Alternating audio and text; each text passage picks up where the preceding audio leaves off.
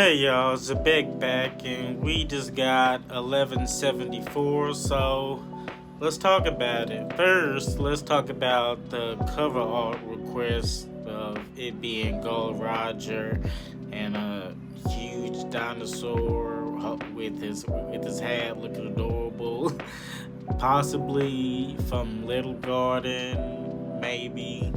Roger went everywhere, so it's no telling how many different islands he went to, but the one that we know about significantly about the dinosaur is Little Garden, so maybe during his second voyage they went through again and made it to Little Garden, but again, this is just a cover art request. It's not canon. A very tense but also heartfelt chapter, and a tad bit sociopath with Summers laughing his tail off as the kids are about to fall to the possible deaths. If no ship or that even the cloud gone from the nightmare falling on it, it's just a long way down to the underworld. Though the plan's in shambles now, Summers is taking it all in and seeing that this is probably the best thing to happen, since there's no ship to take the kids, so just get rid of them and start over. We see a glimpse of Killingham, and he seems like he's still doing his job with the nightmares. We don't see an update about Gunko, but Summers is wondering what the Great One wants to do next. And even though the parents and the guardians are now with the kids, they can't do nothing to stop them. The arrow is still pointing to the direction, and the thorns are still wrapped around the kids, and we see Oimo take the brunt of the thorns, and they just shred his hands very badly. Oimo's no slouch whatsoever, so for him to take this much damage from these thorns just shows how destructive and dangerous they are. And then we see the kids reminiscing about life, from them misbehaving, thinking bad about their parents or guardian, just kids thinking about the worst things that they've possibly done or think they've done, but in actuality they're just kids growing, learning, so of course they're gonna make many mistakes and think things that they shouldn't think. So it was reassuring, especially from the parents, that they just embrace them with all the love that they've always had from them. It's real touching, especially first from Ripley embracing Colin. That really hit home.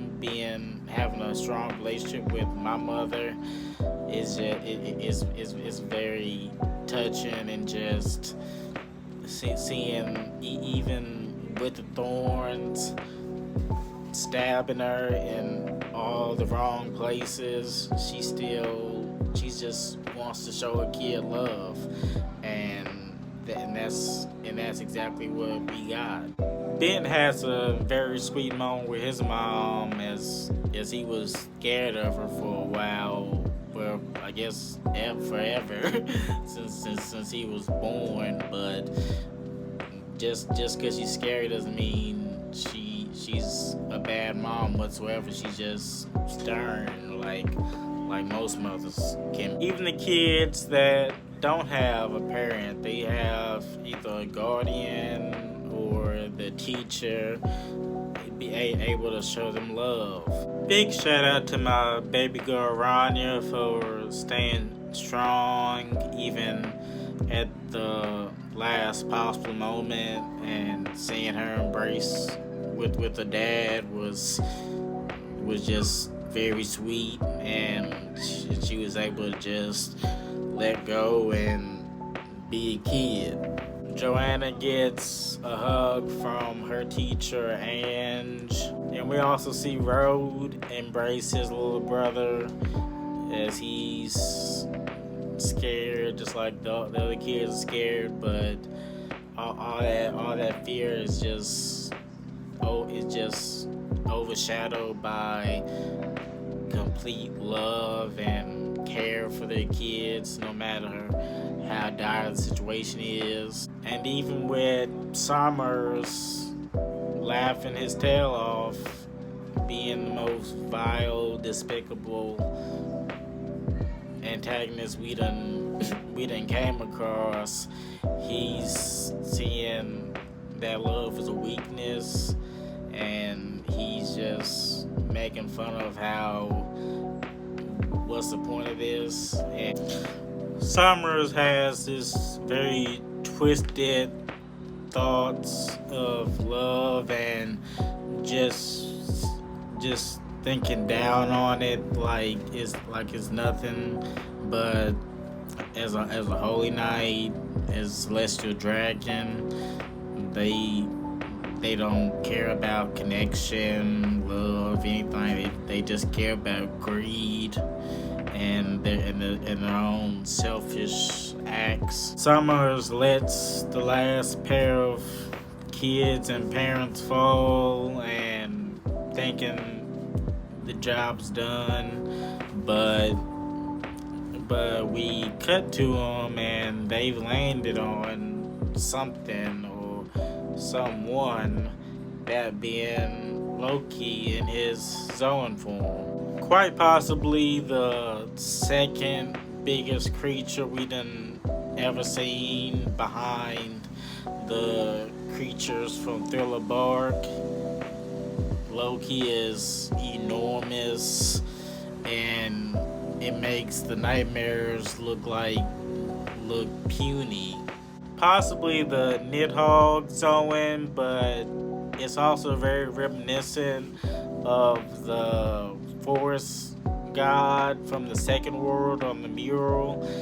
It looked, especially from the horns and the wings, it bears a striking resemblance to that same creature. So maybe it's way more than just a Zoan fruit. It's something way beyond that. Also note that Luffy is in his giant form alongside Ragnar, as they're laughing, having the time of their lives on top of Loki as they're about to take action, as the kids are safe. So all that's left is to take out the God's Knights and the nightmares that are just look like ants, basically, to compare to Loki. It feels like we're at the peak of this battle and the peak of the arc, just from how quickly Loki and Luffy made it to the scene.